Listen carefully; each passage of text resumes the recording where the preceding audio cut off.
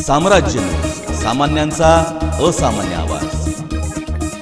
गुन्हे शाखेच्या पथकाने रविवार पेठेतील जुगार अड्ड्यावर छापा टाकून 17 जणांवर कारवाई केली आहे। खबरीकडून मिळालेल्या माहितीच्या आधारे गुन्हे शाखेच्या पथकाने रविवार पेठ येथील गुडलक हॉटेल समोरील राजू मंजेली यांच्या वाड्यामध्ये छापा टाकून 52 पत्त्याचा जुगार खेळताना 17 जणांना ताब्यात घेऊन 2,46,000 रुपयांचा मुद्देमाल जप्त करण्यात आला आहे। दरम्यान गुन्हे शाखेचे वरिष्ठ पोलीस निरीक्षक सूर्यकांत पाटील यांनी अधिक माहिती देताना म्हणाले, 2019 रोजी माननीय पोलीस आयुक्त श्री तांबडे सर यांना बातमी मिळाली की रविवार पेठेमध्ये राजू मंजलीच्या वाड्यात जुगार चालतो।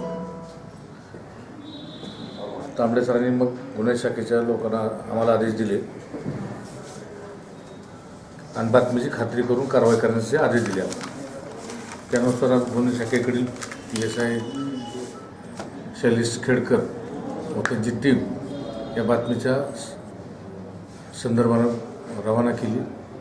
रात्री 2:15 वाजता तिथं जुगार चालत असल्याचे त्यांना कळालं। त्यांनी पंचासह छापा टाकला।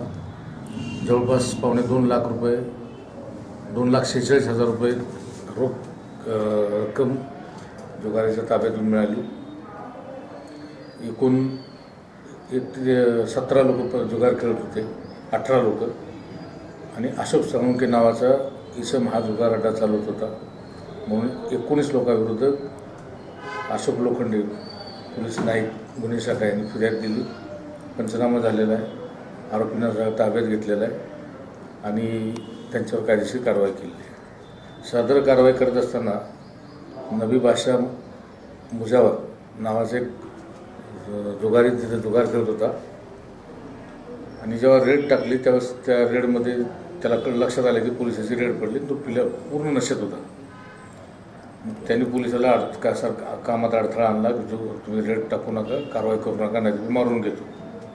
त्यांनी जवळची बाटली फोडली आणि पोटात मारून घेत असतानाच आमच्या लोकांनी त्याला पकड।